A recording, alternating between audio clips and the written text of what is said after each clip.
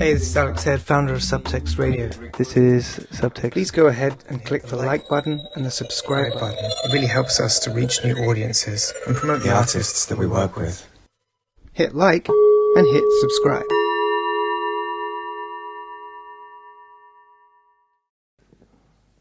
Tell you what, why don't you use that? Can that go onto here? Thanks.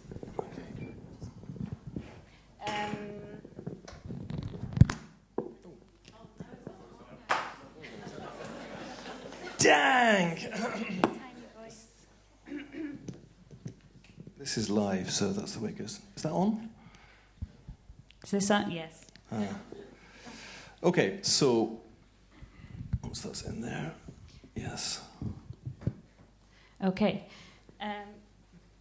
So my name's Rebecca, and I'm an artist, and I usually, sometimes work with sound, sometimes work with video. Usually everything starts from writing, which is, this piece has started as a piece of writing which has been edited down to sort of fit the format and to fit the sort of overlaying nature that will happen, hopefully. Yeah, so I'd like to say this is a first for us, actually, because what we're going to do is that what we've done so far is we've made the recording and then Paul has played it back on the record player. What we're going to do this time is that we're going to make the recording from Rebecca, and as Paul plays it back, Rebecca is going to live overdub it, which we're then going to record to another X-ray, and then we're going to play that. Does that make sense? Sort of, yeah. And then we're going to play that back. So you're going to give me double X-rayed, is that right, Rebecca? Paul? Yeah. Yeah? Yes. We're going to try. Okay. Okay. So is John ready with the... I'm not getting a signal here, John. Well, not until... From me? No. Yeah, try again, sorry. Signal from me? Yeah. Is that okay now? At the level you're going to be? Yep, like this. That's perfect. Thank you very much. Okay. So when Paul drops the cutter on the lathe, John? Okay, let's do it. You connect the small, persistent crunching to a fixed image of that joint and think about the serendipitous meeting of areas of life. Your knee, those bones over there, and if only you were able to tell a tale that would neatly bring them together. But all you have is your crunching joints and a leap to those fixed images of somebody else's, and a leap to their suppressed sounds, and a leap to your suppressed sounds, and a leap to a general cacophony, as they say, of noise. Noise isn't sound, but a way of describing things that come to us, like sound. But for us, are multidirectional, we can tune in and out of, more often out of.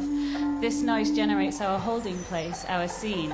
If we're able to look back on ourselves, it's a scene, but mostly otherwise it's just the overlaps in elements, pollutants, comforters, those things that subtly intertwine our emotional and physical states.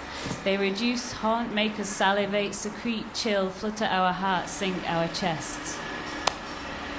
My background noise, yours. The noise of reproduction of the reproduction of another type of life imagined through projection, no space for that throw of projection, a closer reproduction, more like a decalcomania whisper. The noises we learned about in the time we gave ourselves to think through the holes in an industrialized biography. Not the big noise with a capital N, because that noise is no longer noise through the other senses. Persistence, habit, orientation, continually short-term thinking sustained by lack of certainty. Partly through choice, partly through the capital N noise. And the multiple capital N noises that are probably a result of the major capital N noises. Licking my fingers, the vernacular shuffle, clucking tongues, invoking. So many points being made, don't have anything to add to that. All around, they're busy with the making of the points. Don't disagree with, don't agree with, don't want to agree with the tone of that. But don't want to disagree because that would mean cutting through that background noise and making someone else's background noise more confused with your confidence. The boiler pipes rattle, the sound of future spends. Something to be said for a clarity of intent, giving off spikes suggestive of cold, closed ears. Your own words bouncing around, an agreeing sound, it goes unnoticed. And I am mentally chasing backwards for everything that made it comfortable, but there are so many parts and most were unremarkable. And we hover over the top mostly like a gentle sculling, don't even know we're doing it, but keeps the background at bay. A little bit of maintenance is how we've come to know it. And if I were to face the real impetus, it would mean diving down, which I are not willing to do, and neither is anybody else. So the polite sculling keeps us attuned to the rest of the polite sculling, with ears mostly submerged for a reality gravy. In the slowness that offers, you're loitering in your own background, repeating yourself differently because you're never willing to do the extra work and give over your own bedding. In some sense, the background noise is all the things you could have done but aren't, the sound of potential, a reminder of something you don't need to be reminded of, a reminder of the questions you never asked in the first place, so you definitely aren't going to ask them now. The vibrations and crumbs that lend themselves well to metaphor and offering also comes to us. We feel we must accept this, a message that prevails through the noise of the reproduction.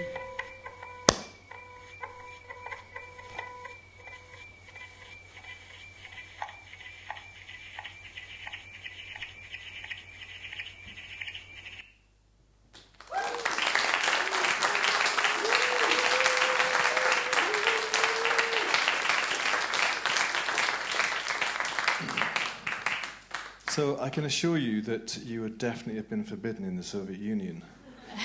That would not have been allowed at all. So Paul, while you're actually setting that up, just tell us about that piece, Rebecca, a bit more about why you chose it for or made it for this evening. So it came from trying to think about how I could relate to this history or these objects that seem very interesting and detached and kind of nostalgic, and they kind of have a weird function now, I suppose. So the things that maybe seemed like there was some common ground was the idea of all the noise that goes into the scenario that isn't intentional, and how that kind of noise isn't really ever separate from your intentions, but it's kind of goes between being in the distance and being quite close up. So it started off as a very long piece of writing that kind of became edited into little chunks that kind of are quite repetitious and kind of try to talk about and also reproduce or enact that feeling of not being able to get away from the background noise. It's interesting because the noise of these records themselves is a really important part of them. I mean, you know, the noise, they sound different now because it's a different kind of material, but they were always noisy. We've heard some ones which actually recorded which sound amazing, but there's always a layer of noise on them. You know, they were second generation copies, and they often copied third and fourth generation. They got worse and worse. It was interesting talking to Nick Markovic, the guy we showed earlier, when we was asking him what was it actually like when you heard these tunes that you loved, sort of officially, as it were, on proper recordings. And it was a bit of a shock because, of course, for years they'd listened to them off X-ray, where the tune itself could be embedded in this layer of noise. So then to actually finally hear the sort of as they were intended to be heard, you know, was quite startling, I think. Yeah. So I suppose the backing track is kind of a mixture, collaged or composed, put together from my everyday sort of background noise that's comforting and distracting and all the things that you don't really notice at the time but are there. So, Paul, are you... Never nearly. Okay. So, yeah, we're going to play that record back, and Rebecca's going to overdub it. And we're going to record it again.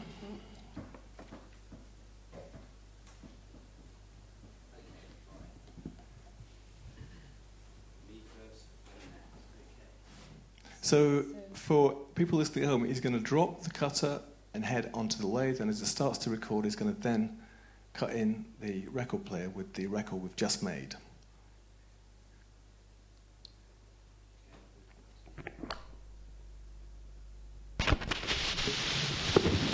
You can pinpoint the small, persistent crunching to a fixed image of that joint, and think about the meeting of areas of life. Your knee, those bones over there, and if only you were able to tell a tale that would neatly bring them together. But all you have is your crunching joints and a leap to those fixed images of somebody else's, and a leap to their suppressed sounds, and a leap to your suppressed sounds, and a leap to a general cacophony, as they say, of noise. Noise isn't sound but a way of describing things that come to us like sound, but for us a multi-directional we can tune in and out of, more often out of. This noise generates our holding place, our scene. If we're able to look back on ourselves as a scene, but mostly otherwise it's just the overlaps in elements, polluters, comforters, those things that subtly intertwine our emotional and physical states. They reduce, haunt, make us salivate, secrete, chill, flutter our hearts, sink our chests. My background noise, yours. The noise of reproduction, the reproduction of another type of life imagined through projection, no space for that throw projection, a closer reproduction, more like a decalcomania whisper. The noises we learned about in the time we gave ourselves to think through the holes in an industrialized biography. Not the big noise with a capital N, because that is no longer noise through the other senses. Persistence, habit, orientation, continually, short-term thinking, sustained by lack of certainty. Partly through choice, partly through capital N noise and the multiple capital N noises that are probably a result of the major capital N noises. Licking my fingers, the vernacular shuffle, clicking tongues, invoking. So many points being made, don't have anything to add to that. All around they're busy with the making of the points. Don't disagree with, don't agree with, don't want to agree with the turn of that. But don't want to disagree because that would mean cutting through that background noise and making someone else's background noise more confused with your confidence. The boiler pipe rattles, the sound used to bend. Something to be said for a clarity of intent, giving off spikes suggestive of cold, closed ears. Your own words bouncing on the ground and a green sound, it goes unnoticed. And I'm mentally chasing backwards for everything that made it comfortable, but there are so many parts and most were unremarkable. And we hover over the top mostly like a gentle sculling. Don't even know we're doing it, but keeps the background at bay. A little bit of maintenance is how we come to know it. And if you, I, were to face the real impetus, it would mean diving down, which you, I, are not willing to do. Neither is anybody else. So the polite sculling piece is attuned to the rest of the polite sculling with ears mostly submerged for a reality gravy.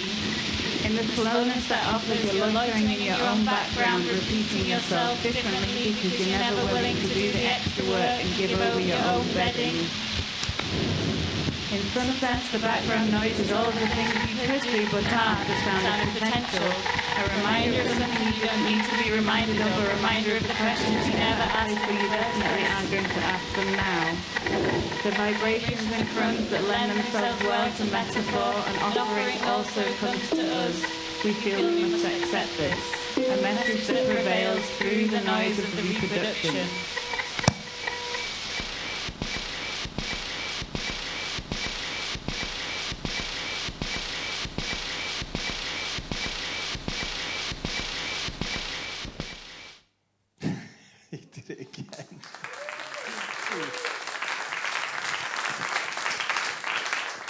Thanks, Rebecca.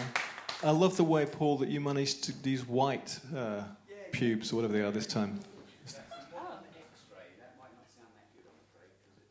Okay. Good. So, Rebecca, how does that feel to be X-rayed twice? Odd. Fluffy. I don't know see how much cuts through. Sure, well, we can have a listen to some sections, but there we go. Thank you. One for each ear. That looks so... It's quite blue. Sort of Benetton, isn't it? There we go. Have you got a question for me? Save me asking you one. Well, it's quite... I was thinking, as I was speaking before, about... this whole project feeling like a historical object that's quite far away, and how the text is quite to do with the opposite of that, I suppose, and yet there's now objects again, but you can only play them a certain amount of times. And I was just thinking about how do you deal with that volume of stuff that needs looking after, but you can't really listen to that much, or it's quite an unusual trail of things to be involved with and be producing. And so whenever we've got a record in the collection, we digitize it. Okay. So we play it once and take that off, and then don't play it again, basically, because they do deteriorate. I mean, it's said that because originally they were using them with actually wind-up gramophones and steel needles, and that would tear it apart in like 10 plays. Obviously, each play would sound worse. And then with electrified record players, they would last a lot longer. But they were disposable. They were disposable objects. They were cheap enough that you could buy one, play it to literally play it to death, and then usually would throw it away and buy a new one. And that's why it's very difficult to know how many were made. Yeah. Because you only based it on what survived, and why would they survive? Probably because they were hidden away in someone's attic or the bottom of a drawer or something. Yeah, it's quite an interesting material, non-material history trace thing. I mean, it might be that the ones that survived weren't because they weren't that popular. Even, they didn't get played that much. Yeah. But we've got some rock and roll ones which sound incredible and with incredibly shallow grooves. So they refined their technique and got better and better at it, actually. Yeah. Paul, are you ready? About refining. Yeah, he's refined his technique during the evening. Right, okay, there we go. Right. Play it in maybe some just sections, yeah. You connect a small, persistent crunch to a fixed image of that joint, and to think about the fleeting areas of life. You'll leave those bones over there, and if only you were able to tell a tale that would easily bring them together. But all you have is your crunching joints and an elite to those fixed images of somebody else's, an elite to their suppressed sounds, an elite to your suppressed sounds, and an elite to a general cacophony, as they say, of noise. Noise is a sound, but a way of describing things that come to us like sound, but for us a multi-directional tune in and out of, more often out of. This noise generates our holding place, our heat. If we're able to look back on ourselves, it's a heat, but mostly otherwise just it overlaps in elements, pollutants, comforters, those things that subtly define our emotional and physical state. They reduce heart, make us salivate, secrete chills, look at our hearts, think our chest. My background noise, yours, the noise of reproduction, the reproduction of another type of life imagined through projection, a space that throw projection, a closer reproduction, more like a decalcomania whisper. The noise we learned about in the time we gave ourselves to think through the holes in an industrialized biography. Not a big noise with a capital N, because that is no longer noise through the other senses. Persistence, habit, orientation, continually short-term thinking, sustained by lack of certainty. Partly through choice, partly through the capital N noise and the multiple capital N noises that are probably a result of the major capital N noises. Licking my fingers, the vernacular shuffle, sucking tongues, invoking. So many points being made, don't have anything to add to that. All around, they're busy with the making. Rebecca Wilcox, she's been X-rayed twice. Sounds like quite a struggle. Thank you very much. That was amazing. So that's it. You can come and, after, as I said, come and have a look at the lathe and have a chat if you want to. But we're done, and thank you so much for coming. We really appreciate that. If you want to know more about the project...